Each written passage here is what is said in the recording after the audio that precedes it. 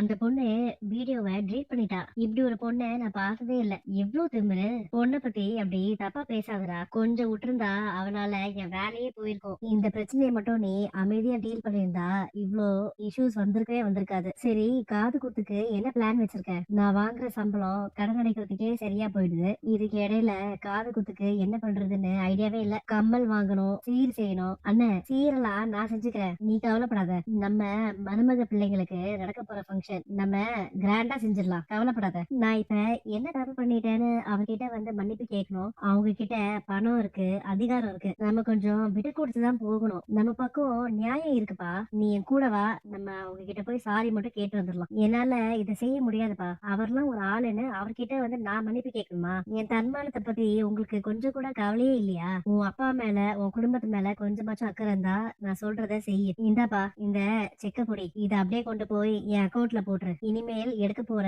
எந்த பணமா இருந்தாலும் அது ஸ்ருதியோட கல்யாணத்துக்காக மட்டும்தான். ஸ்ருதி கல்யாணத்துக்கு தான் இன்னும் டைம் இருக்குல்லப்பா. நமக்கு இப்போ வீட்ல வேற செலவுலாம் இருக்குல்ல. வேற எந்த செலவு இருந்தாலும் அத இந்த பணத்தை வச்சு பண்ண முடியாது.